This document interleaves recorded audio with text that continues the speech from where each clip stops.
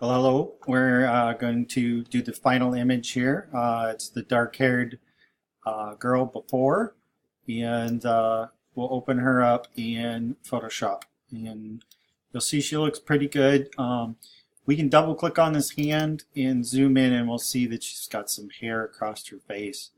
Um, this is going to take some time on your part to get these gradients right. This isn't easy to do to try to remove this. I'd start off with maybe trying to go to my spot healing brush. Go down in size on the brackets on your keyboard, and you can go up and down. Get something that's about the size of the hair on her cheek there. You might go around and try to remove some of the finer ones before you start tackling the larger stuff. And just see what you can do to remove some stuff from her cheeks and try to make it look natural as possible. Do little sections at a time and take your time, because if you rush this, it'll start looking like there's a lot of tracks and stuff in her face. And just there you can see I left a little blop on it. I'm going to do Command Z, go back, and I'm going to take a little bit more time with that to try to make it look a little bit better. And it's still not looking great. I'm going to just keep going back until I get back to where I feel like something right about there. Don't be afraid to go back on these to try to redo it so that they're perfect. Just keep going around your image, and then when you're tackling these larger sections, this is where it becomes you have to kind of blend a little bit. I'm going to switch over to my clone stamp tool and see if I can come in on it from both sides on my clone stamp tool and try to blend this a little bit. And you'll start seeing some marginal success with that. And then you go back to your healing brush and blend it a little bit. As you go around the eyes specifically, just be gentle as you're going over it. Go over it a few times to see if you can make it blend. It has to blend to make it look realistic. I'm just going to keep going. This is on my healing brush, and when you see it not really responding very well, or it's not looking exactly the way you wanted it to look, flip back over to your stamp tool and try to come in on it from a direction with your stamp tool. And I've been doing this for a lot of years, so it won't be so easy for you to try to make this look right. I did a Command Z to undo that last one. Just going to come around, remove a little bit of this hair coming in here, and then go back to here and start fixing it. And even I'm struggling a little bit to make it look right. But you're just going to keep going until you get it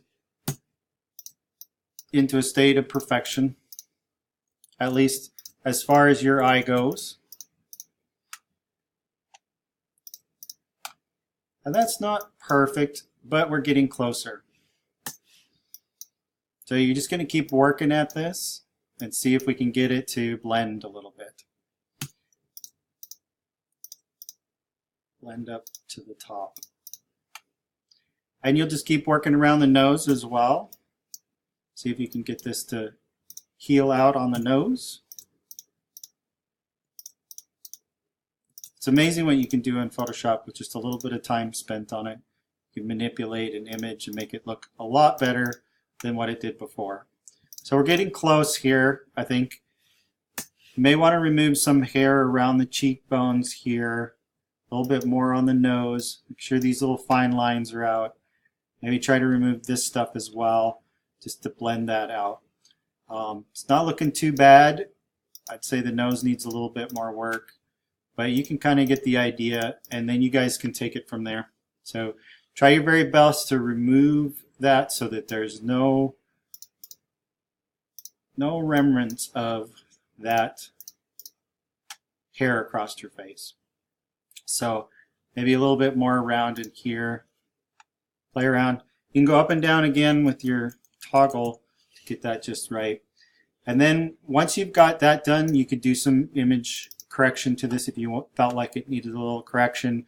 Just remember, you can go up to your adjustments. You can do an overall brightness curve. You wanted to brighten this up a little bit. And you'll see in your layers you've done an overall. Or you could just select an area. If you felt like you wanted to select just the teeth, you could brighten up the teeth. You could add in an overall as well. Hue and saturation, if you wanted to make it more saturated. That's always kind of a fun thing to do, is saturate up your images a little bit. Changing your hue changes the color of it. So you can go back to 0 on your hue and then really saturate the image up. Makes this stuff pop back here a little bit better. So that would be a good improvement to the image. And of course I would file, save as, and save this with my name on the end of it. And you have a PSD now. So that file is now has layers in it. Just leave it as a PSD and hit save and OK. And you'll see it show up here as a PSD. That's a Photoshop file. That way if you open it up again, you will still have your layers. Save this out as a JPEG, it'll lose its layers, it'll compress it. So you can try to get the hair out of the face and do your very best with that.